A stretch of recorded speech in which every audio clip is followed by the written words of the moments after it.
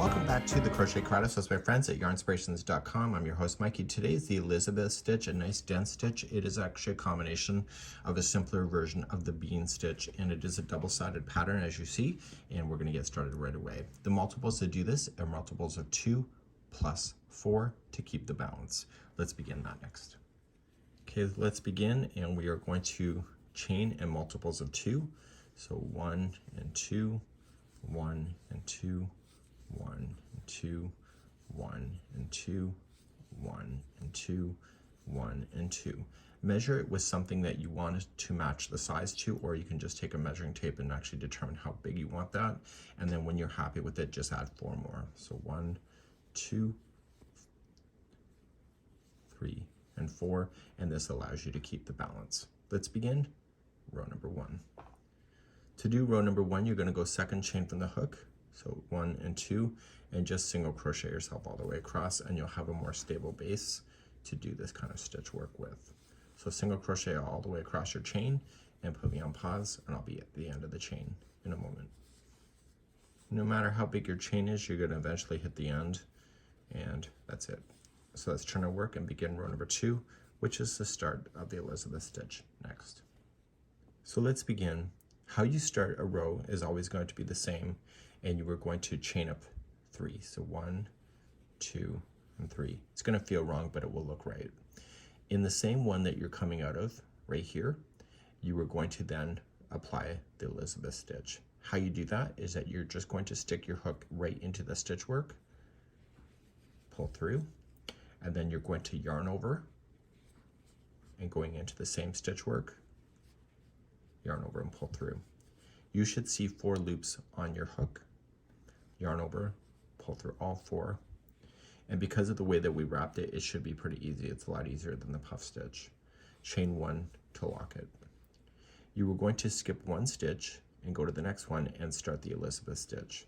So just going right in, yarn over, pull through, yarn over, and going into the same one, pull through, and then pull through all 4 loops.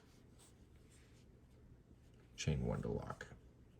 Skip 1 and keep doing this. So going in, pull through, yarn over, and in, pull through, and pull through all 4. The difference of the puff stitch versus this one is that we don't yarn over when we start something. So chain 1 to lock it. So coming into the first one, so we just go right down in, pull through, and then yarn over and in, pull through. So this is a great alternative if you're having a fight with the puff stitches, to do it like this. So skip 1, and you're going to do this all the way across. Okay, I'll see you at the end of the row in a moment. Put me on pause now. So you're going to just come right to the very end, and you're going to do your, right into the last one, your Elizabeth stitch. Do not chain 1 at the end of that to lock it. You just want to stay where you are, and you're going to turn your work, and you're going to begin the next row. To start a new row, the rest of the rows will always be done the same way going forward, and so you're going to chain 3. So 1, 2, 3. Do you see how when you pull it, it sees a little eye opening right here? That's exactly where you want to play. So you're just going to go in and do your Elizabeth stitch. You'll pull through, yarn over, going in, pull through. Once you see the 4 loops, you're good to go. Pull through everything and chain 1 to lock. So when you pull it apart, do you see this one right here? That's where you're going to go. So in, yarn over, in, and pull through, 4 loops, pull through everything, and chain 1 to lock. And so these are just going to be holding in between. So in, pull through, chain 1 to lock, and you're going to do this all the way across.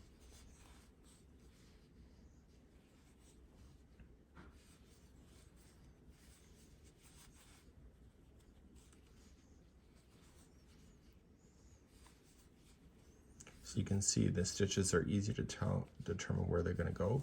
Your tension obviously is going to matter, but make sure you do watch that last one, which I'm about to demonstrate. So if you're not there, put me on pause.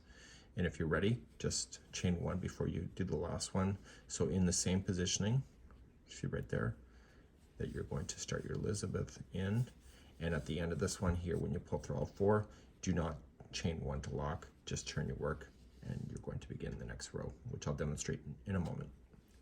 So to start another one, you chain 3, and you just pull it apart. You see it's right there. That's your first one of the first one. And you start your Elizabeth stitch, chain 1 to lock, and you keep on moving.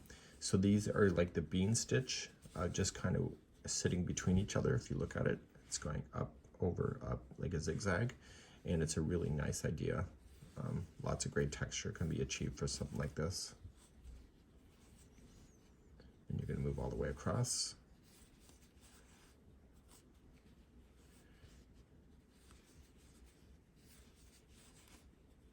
And I'm going to show you a cheating technique in just a moment of how to know when to finish, because you're going to want the balance with the first single crochet line that we started with.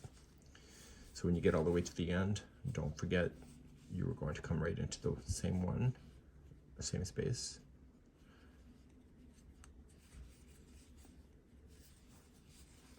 And don't chain 1 and turn. So what happens when you want to finish this thing? I'm going to show you a little cheating technique now. So you're going to want to go back and forth, but you're going to want the last row to be a single crochet row across that will match the look of it. See where the tail is? This means that if I go across with single crochet right now, it'll match. But if it's the other way, if this tail's on the other side, it won't be. So when you're ready for it, what's going to happen is your last row will just be a chain 1, and you are just going to apply a single crochet in each of the stitches and chain 1 spaces that you created all the way across. And this will bring it back to balance with the beginning row and the last row looking the same, and the Elizabeth stitch is just floating in between. So even if you wanted to do a blanket or something and you just wanted to give it a bit of texture relief, this is a great way to separate sections out if you wanted that. And you can make the Elizabeth stitch a completely different color, and then these single crochet rows you can do something else so that it really pops it out when you get there. So you're going to come right to the very end, which includes that chain 3, and therefore you would have the nice balance just like you see.